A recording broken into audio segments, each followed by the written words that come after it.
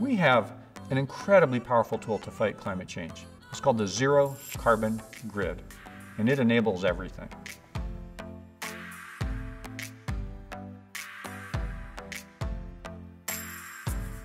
The Zero Carbon Grid uses onshore wind, offshore wind, solar, geothermal, biomass, nuclear, hydro, combines them, optimizes them so that we don't have pollution from the electric grid. When you start to put these technologies together, you get a zero carbon grid. And then we use that zero carbon electricity to run our vehicles. We electrify our vehicles, we electrify our homes, we electrify our industry. This is the fastest, most comprehensive way of driving carbon out of the system. And that's as close to magic as you can get in trying to reduce climate change. In the early days of renewable energy, you might have a handful of wind turbines, let's say in one county in Minnesota. And the wind might stop, and then you've got a problem. But now let's spread wind turbines across much larger areas of Minnesota. It's going to be windy somewhere. It's going to be windy in many parts. Your problem gets much smaller. And it's been proved again and again that if you have some geographic spread for your sources, they smooth each other out, just amazingly.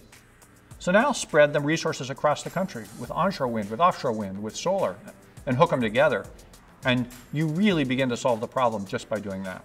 So think about eastern Wyoming, which is really the single windiest spot in America, and Las Vegas, Nevada, which is incredibly hot and sucks up a lot of energy to run all those casinos and everything else. Hook those two together with a big copper cable, and they completely help each other out.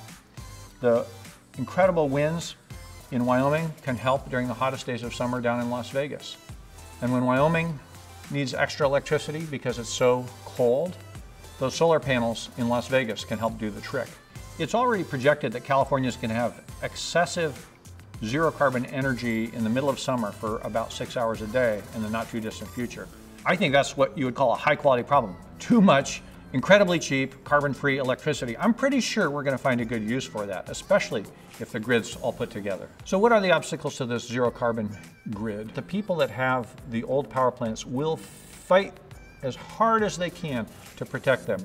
Anyone who owns an old coal-fired power plant or a natural gas generator is going to try to rig the system, as they're doing already, to keep their power plants running and to keep renewable energy offline. Not long ago, the coal and nuclear industries tried to create a new regulation that says any power supply that has 90 days of fuel in a big pile next to it gets to be dispatched preferentially before everybody else. Well, that's an insane idea. You can't have 90 days worth of sunshine piled up next to your solar panels, or 90 days of wind. Why did they have that 90 days number? No reason at all, except to give their technology an advantage over the new ones. So there's a lot of monkey business going on in the power markets in America, trying to protect the old power sources rather than accelerate the new ones. So transforming our electric system is the great enabler. First of all, it's easier to decarbonize the electric grid than any of the other sectors. And secondly, when you create a zero carbon grid, it opens up vast opportunities in transportation, buildings, and industry. So here's the big point. We can go to 60, 70, 80% renewables without headaches if we manage the grid properly. That's pretty great.